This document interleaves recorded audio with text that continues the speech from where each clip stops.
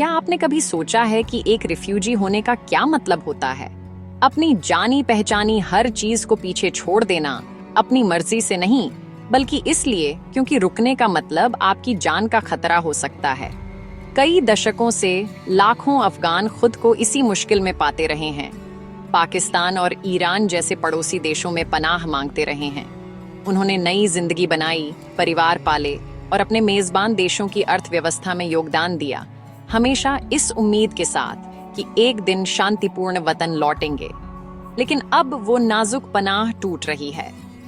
हाल की घटनाओं ने इस लंबे समय से चले आ रहे इंतजाम को एक दिल दहला देने वाले मानवीय संकट में बदल दिया है, क्योंकि इन्हीं पड़ोसियों ने बड़े पैमाने पर निष्कासन का अभियान शुरू कर दिया है।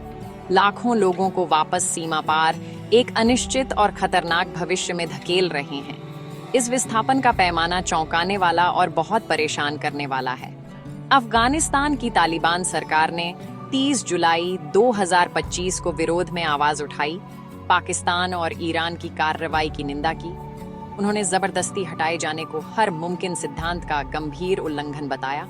1. अंतर्राष्ट्रीय नियम। 2. बुनियादी मानवीय शालीनता। 1. और साझा इस्लामी मूल्य। यह सिर्फ एक राजनीतिक बयान नहीं है, ये जमीन पर एक निराशाजनक हकीकत का प्रतिबिंब है। जो लोग सालों से किसी और घर को नहीं जानते, उन्हें व्यवस्थित रूप से उखाड़ा जा रहा है। कल्पना कीजिए कि 20 या 30 साल बाद आपको बताया जाए कि जिस जगह को आप अपनी पनाह मानते थे, वह अब आपको रखना नहीं चाहती। आपके पैरों के नीचे की जमीन को विदेशी इलाका घोषित कर दिया गया है। यह संकट रातों रात नहीं आया, यह बदलती राजनीतिक हवाओं और सख्त होती नीतियों का नतीजा है। पाकिस्तान में नवंबर 2023 में शुरू हुई अवैध विदेशियों को वापस भेजने की योजना को लगातार गति मिली है, जिससे 10 लाख से ज्यादा अफगानों को वापस लौटना पड़ा है। 2025 के साल में नाटकीय वृद्धि देखी गई है। इस साल की शुरुआत से ही पाकिस्तानी अधिकारियों ने 1,84,000 से ज्यादा अफगानों को वापस भेज दिया है। संयुक्त राष्ट्र शरणार्थी उच्चायुक्त एक और भी गंभीर तस्वीर पेश करते हैं। रिपोर्ट करते हैं कि सितंबर 2023 से पाकिस्तान से लगभग 12 लाख लोग वापस लौटे हैं। यह स्वैच्छिक प्रवास नहीं है, यह एक सावधानीपूर्वक संगठित राज्य प्रेरित निष्कासन है, जो इससे प्रभावित होने वालों के लिए पसंद या गरिमा के लिए बहुत कम जगह छोड़ता है। इन घटनाओं की समय सीमा एक जानबूझकर और तेजी से बढ़ती नीति को दर्शाती है। जबकि शुरुआती दबाव 2023 के अंत में शुरू हुआ, 2025 के पहले 7 महीने खासकर सख्त रहे हैं। इस साल पाकिस्तान से लौटे 3,15,000 से ज्यादा अफगानों में से एक बड़ा हिस्सा 51,000 से ज्यादा को अधिकारियों द्वारा जबरदस्ती डिपोर्ट किया गया था। ये सिर्फ आंकड़े नहीं हैं, ये व्यक्ति, परिवार और पूरे समुदाय हैं जिनकी जिंदगी में उथल-पुथल मच गई है। उन्हें एक ऐसे देश में वापस भेजा जा रहा है जो अभी भी अपनी इमेंस चुनौतियों से जूझ रहा है। 1. आर्थिक पतन से लेकर 1. प्राकृतिक आपदाओं के बाद तक एक त्रासदी को दूसरी के साथ जोड़ते हुए और लोगों को 2 पाटों के बीच फंसा हुआ छोड़ रहा है। तो सवाल उठता है, पाकिस्तान और ईरान अब ऐसे कड़े कदम क्यों उठा रहे हैं? आधिकारिक सफाई अक्सर राष्ट्रीय सुरक्षा चिंताओं और आर्थिक संसाधनों पर दबाव का हवाला देती है। सरकारें तर्क देती हैं कि वे अनडॉक्यूमेंटेड आबादी का प्रबंधन कर रही हैं और अपने इमिग्रेशन कानूनों को लागू कर रही हैं। पाकिस्तान सरकार ने उदाहरण के लिए अपनी अवैध विदेशियों की वापसी योजना को अपनी सीमाओं को विनियमित करने और अपनी आबादी को औपचारिक बनाने के लिए एक जरूरी कदम बताया। हालांकि ये आधिकारिक कारण उन इमेंस मानवीय पीड़ा को मुश्किल से छिपा पाते हैं जो वे पैदा करते हैं। वैधता और विनियमन का रेटरिक उन कार्यों को वैध बनाने का एक उपकरण बन जाता है जिनके उन लोगों के लिए विनाशकारी परिणाम होते हैं जो पीढ़ियों से देश में रह रहे हैं, अक्सर पिछली सरकारों की मौन स्वीकृति के साथ। पाकिस्तान में स्थिति ने 31 जुलाई 2025 को खास तौर पर गंभीर मोड़ लिया। इस दिन सरकार ने एक विशेष नियामक आदेश जारी किया जिसने प्रूफ ऑफ रजिस्ट्रेशन कार्डों की वैधता को प्रभावी ढंग से रद्द कर दिया, जो 30 जून को समाप्त हो गए थे। इस एक ब्यूरोक्रेटिक कार्रवाई ने 10 लाख से ज्यादा कानूनी रूप से पंजीकृत अफगान शरणार्थियों को रातों रात अवैध बना दिया। ये अनडॉक्यूमेंटेड प्रवासी नहीं थे जो अंधेरे में छिपे हुए थे।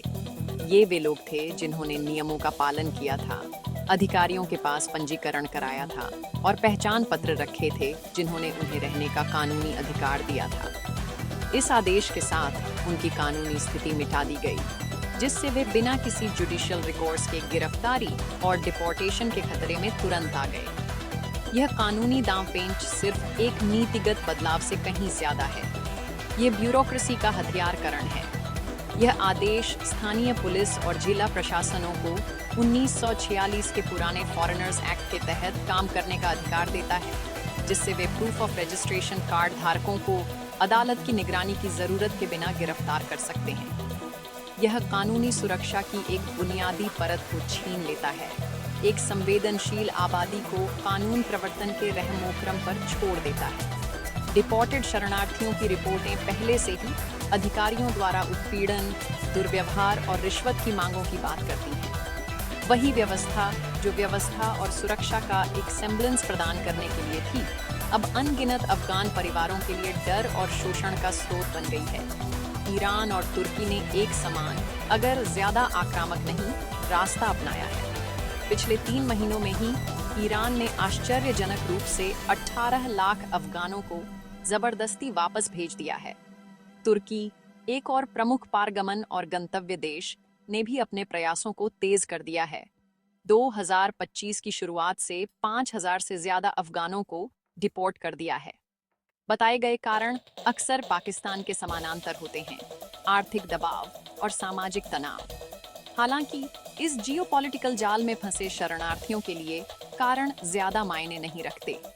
नतीजा वही है, एक ऐसे देश में जबरदस्ती वापसी जिसे वे शायद ही याद करते हों। एक ऐसा देश जिसमें उन्हें सहारा देने के लिए बुनियादी ढांचा और संसाधन नहीं है, और एक ऐसा देश जहां उनकी सुरक्षा की कोई गारंटी नहीं है। कानूनों और आंकड़ों से परे इस संकट का मानवीय नुकसान बहुत गहरा है। उस अफगान व्यापारी के बारे में सोचिए जिसने दशकों में पाकिस्तान में एक कारोबार खड़ा किया। मुत्तहिदा अफगान ताजिर इत्तेहाद अफगान व्यापारियों के एक संघ के अनुसार इस नई नीति ने 40,000 अफगान कारोबार मालिकों को देश छोड़ने के लिए मजबूर किया है।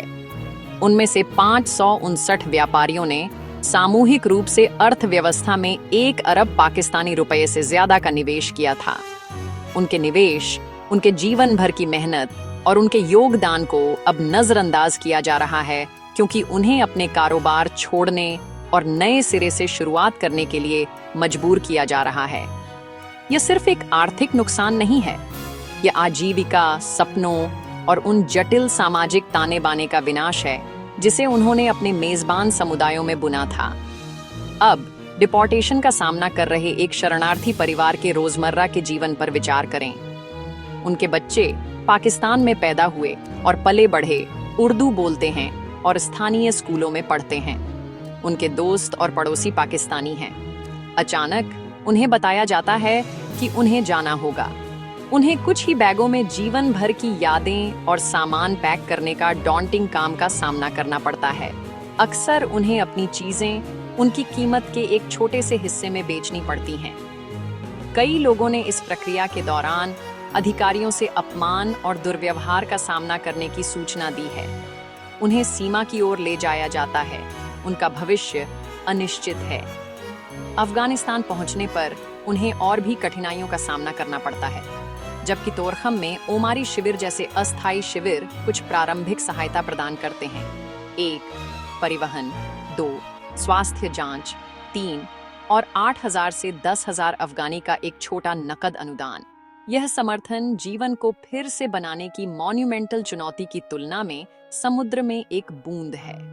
उन लोगों के लिए चुनौतियां बढ़ जाती हैं जो कहीं और एक सुरक्षित भविष्य हासिल करने की कगार पर थे। जर्मनी ने उदाहरण के लिए हजारों कमजोर अफगानों के पुनर्वास को मंजूरी दी थी। जुलाई 2025 तक इन स्वीकृत व्यक्तियों में से लगभग 2400 इस्लामाबाद में फंसे हुए थे, अपनी अंतिम यात्रा व्यवस्था का इंतजार कर रहे थे। उनके पाकिस्तानी वीजा समाप्त होने और नई शरणार्थी विरोधी नीति पूरे जोरों पर होने के कारण वे अब अफगानिस्तान वापस गिरफ्तार होने और डिपोर्ट होने के लगातार डर में जी रहे हैं। एक ऐसा देश जहां उन्हें खतरे में माना गया था। सुरक्षा का उनका स्वीकृत मार्ग एक ब्यूरोक्रेटिक नाइटमेयर बन गया है, एक क्रूर लिम्बो जहां सुरक्षा का वादा बस पहुंच से बाहर रहता है। ये संकट सिर्फ नए डिपोर्ट किए गए लोगों से आगे बढ़ता है।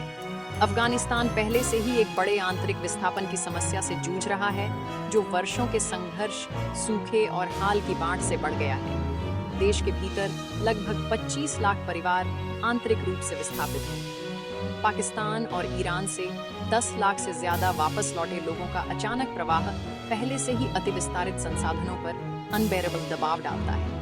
1. पर्याप्त आवास नहीं है। 2. पर्याप्त भोजन नहीं है। 3. पर्याप्त काम नहीं है। 4. और पर्याप्त स्वास्थ्य सेवा नहीं है। अंतर्राष्ट्रीय समुदाय की सहायता मौजूदा जरूरतों को पूरा करने के लिए अपर्याप्त है। अकेले इस नई वल्नरेबल लोगों की लहर को अब्सॉर्ब करना तो दूर की बात है, यह एक मौजूदा मानवीय आपदा पर एक और मानवीय आपदा है। अंतर्राष्ट्रीय समुदाय, खासकर मानवाधिकारों और शरणार्थी संरक्षण के लिए समर्पित संगठन चुप नहीं रहे हैं। UNHCR ने पाकिस्तान द्वारा प्रूफ ऑफ रजिस्ट्रेशन कार्डों को अमान्य करने के फैसले पर गंभीर चिंता व्यक्त की है, ये कहते हुए कि यह गैर वापसी के सिद्धांत का स्पष्ट उल्लंघन है। यह अंतर्राष्ट्रीय कानून का एक आधारशिला है, एक पवित्र समझौता जो व्यक्तियों को ऐसे देश में वापस करने से रोकता है जहां उन्हें उत्पीड़न, यातना या उनके जीवन के लिए खतरे का वास्तविक जोखिम है। अफगानों को वापस धकेलकर पाकिस्तान पर इस मौलिक मानवीय दायित्व को छोड़ने का आरोप है, जो अंतर्राष्ट्रीय कानून और मानव जीवन पर घरेलू नीति को प्राथमिकता देता है। मानवाधिकार संगठन इन चिंताओं को दोहराते हैं, अफगानिस्तान में पेरिलस स्थिति को उजागर करते हैं।